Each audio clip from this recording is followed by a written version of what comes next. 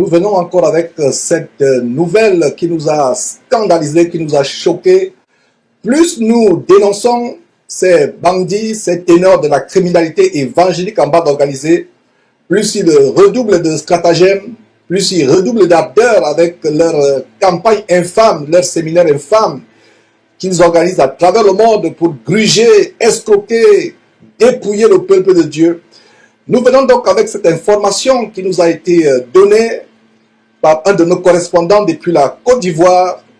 Ce séminaire abominable organisé par le bandit évangélique Wafo.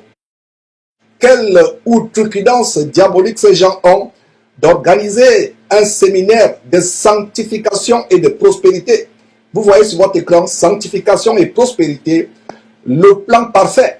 Le plan parfait, et vous pouvez voir en dessous, session de leadership. C'est terrible, mes frères et sœurs. Ces gens osent parler de sanctification alors qu'ils sont escrocs, ils sont arnaqueurs, ils sont dealers de drogue, ils sont francs-maçons, ils ont de multiples maîtresses. Et vous pouvez voir d'ailleurs à votre droite, à la droite de votre écran, le faux pasteur Georges Amoako, qui est soutenu par le directeur général d'une banque de la place en Côte d'Ivoire, ce directeur de banque qui s'appelle JJ Meles, qui est un franc-maçon notoire, reconnu par tout le monde. Et d'ailleurs, ce faux pasteur Georges Amoako et ses pasteurs valets effectuent des retraites spirituelles chez ce directeur de banque franc-maçon, directeur de banque franc-maçon à son domicile. Incroyable.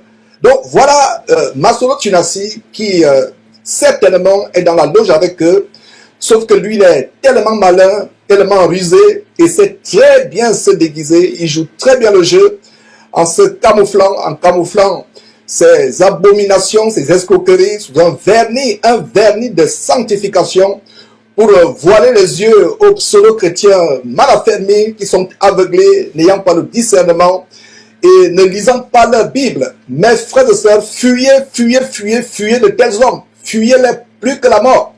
La raison pour laquelle nous faisons cette intervention express inopinée, c'est parce que c'est choquant. Voilà des personnes qui se déguisent comme leur maître, le diable. D'ailleurs, ce n'est pas étonnant parce que la Bible dit que le diable se déguise en ange de lumière. Il n'est pas étonnant que leurs agents, leurs enfants, leurs fils se déguisent aussi en ministres de Christ. Leur ruine sera soudaine. Nous continuons à les exposer. Nous organiserons petit à petit des grandes émissions pour exposer ces bandits de la criminalité évangélique en bande organisée. Et c'est vraiment terrible, mes frères et sœurs, des choses que nous montrons. Donc voilà donc Masolo Tunasi, invité par le faux pasteur Ralou Wafo. Ces bandits évangéliques osent parler de sanctification alors qu'ils sont homosexuels. Ils sont pédés, escrocs, arnaqueurs, dealers de drogue, francs-maçons. Ils ont des maîtresses, comme vous pouvez voir au bas de votre écran.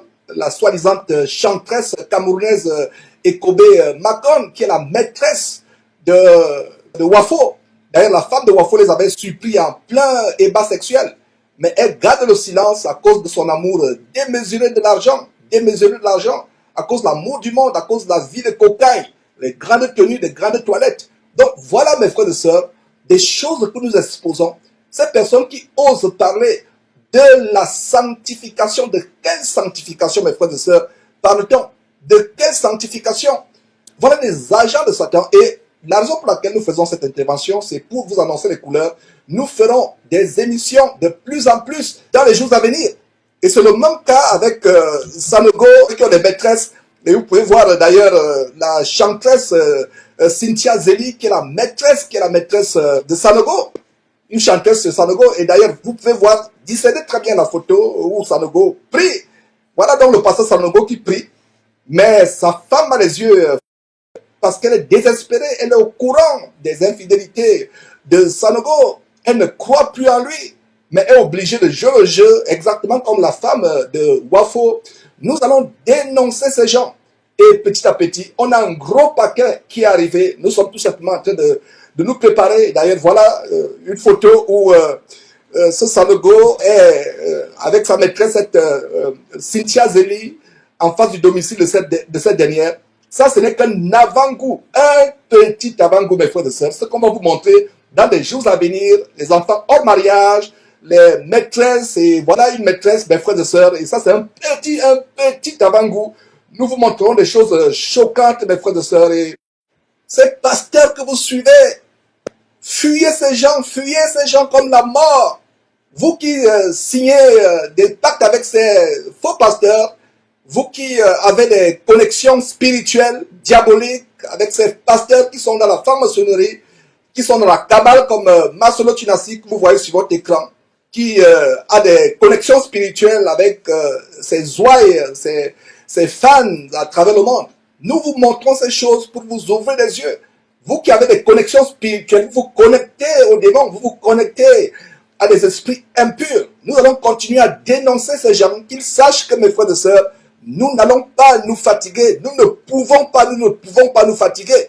Nous ne pouvons pas nous fatiguer. D'ailleurs, Dieu voulant, dans quelques jours, Dieu voulant, quelques rescapés de l'abominable église épicerie de Raoul Wafo à Abidjan, qui, comme je vous l'ai dit, est situé à quelques mètres seulement d'un coin de rassemblement de prostituées et juste derrière le siège de la loge de la Rose-Croix Maïkari, pourront venir témoigner bientôt en direct sur Jésus-Christ TV, y compris une ancienne victime se trouvant actuellement en France. Et certains membres de son entourage direct pourront également témoigner de manière anonyme, par peur d'être tué ou de devenir fou, parce que non seulement Raoul Wafo a toujours menacé de folie quiconque ose le dénoncer ou s'échapper de son abattoir évangélique,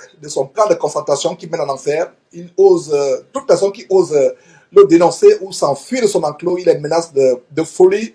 Et non seulement ça, cet homme est dans un réseau de criminels de grand chemin, des assassins. Et voilà, personnes n'ont peur de témoigner. Mes frères et sœurs, en passant, n'ayez pas peur.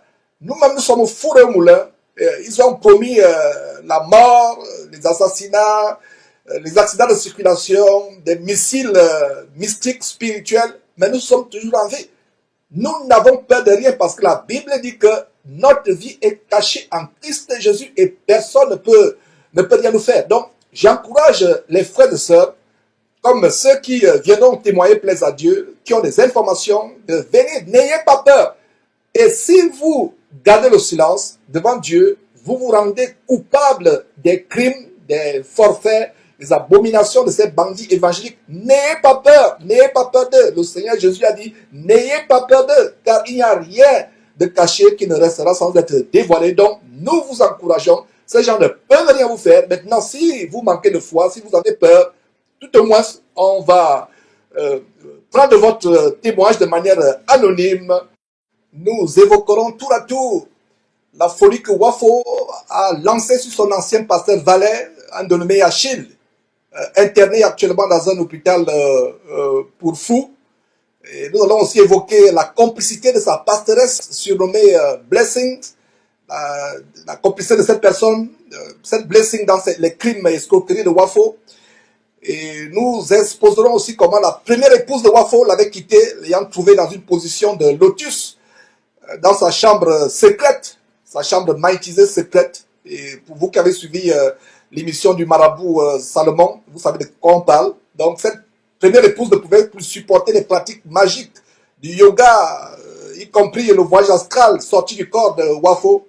Nous évoquerons aussi pourquoi Wafo n'arrive pas à avoir des enfants, alors que cette ancienne épouse a enfanté dès qu'elle s'est remariée avec un autre soi-disant pasteur. Nous évoquerons les actes de sodomie et de pédophilie de Raoul Wafo, ainsi que ses liaisons avec le réseau homosexuel et le trafic de drogue, et la criminalité avec les personnalités haut placées d'Abidjan. Nous évoquerons aussi comment Raoul Wafo voulait sodomiser le jeune garçon du patron de la radio solo-chrétienne Fréquence Vie, la radio appartenant au Camerounais autoproclamé révérend Dieudonné Okombi. Et Wafo, qui harcelait constamment cet enfant, lui a même proposé 3 millions de francs CFA entre parenthèses, les dîmes et les offrandes de ses fidèles envoûtés.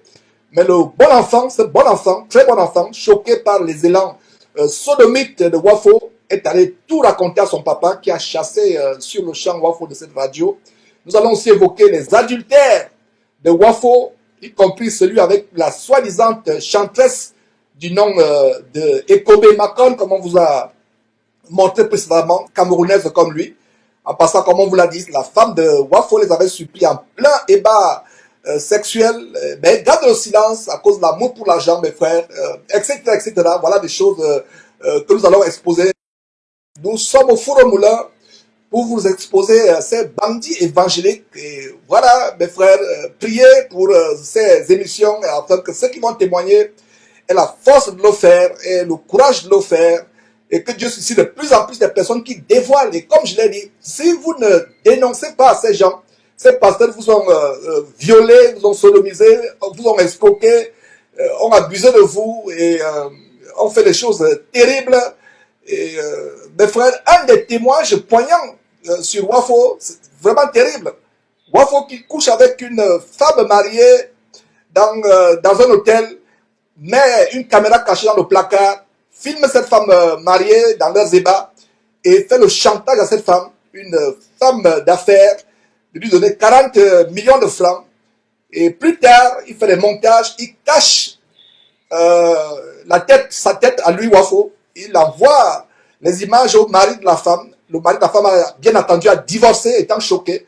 Donc a fait le chantage à la femme. La femme aussi a refusé de donner l'argent. Elle a préféré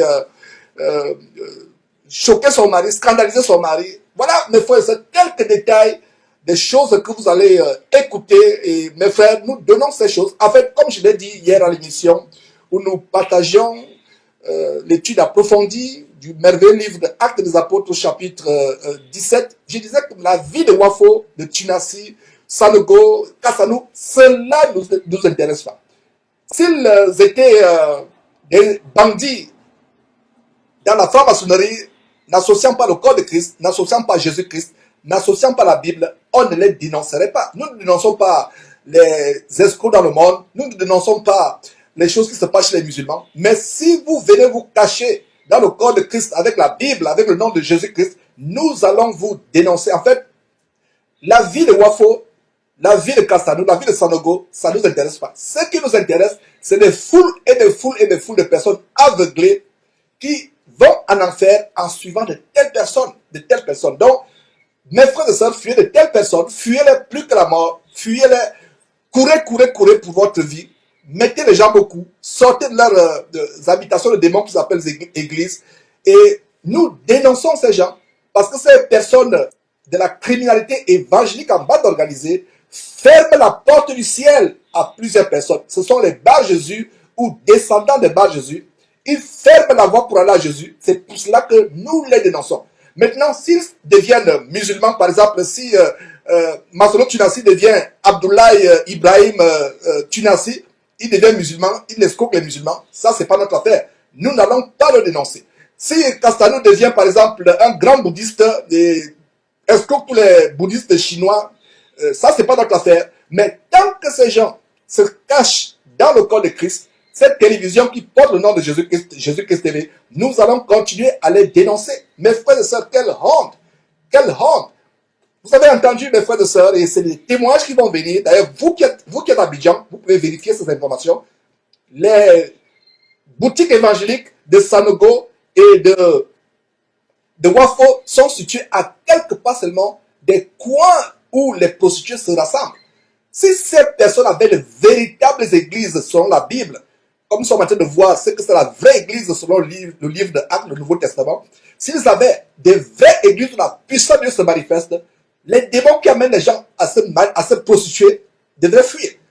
Wafo qui a sa boutique évangélique juste derrière la loge de la Rose-Croix Maïkari à Abidjan, juste derrière, si c'était la puissance de Dieu, ces gens qui ont la loge devraient frémir, comme je vous disais, mes frères et sœurs, des chrétiens qui ont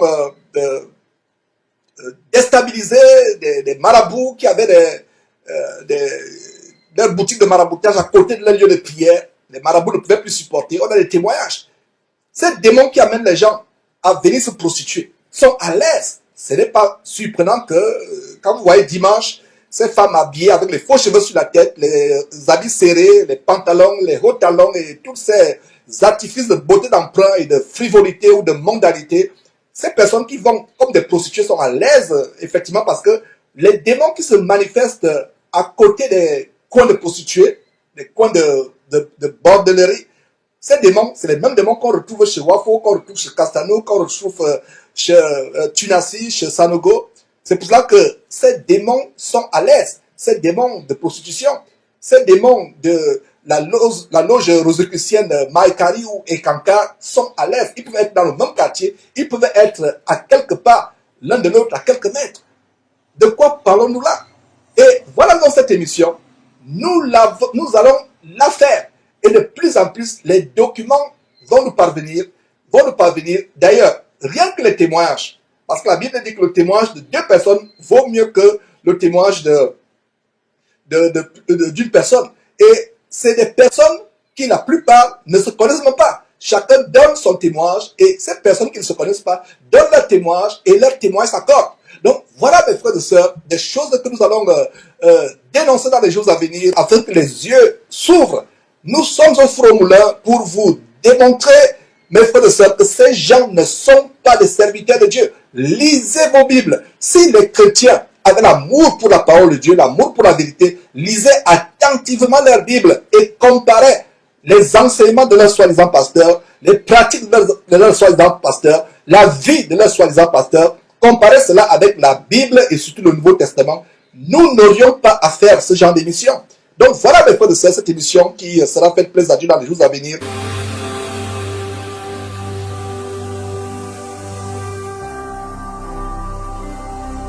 Jésus-Christ TV, vous connaîtrez la vérité et la vérité vous affranchira.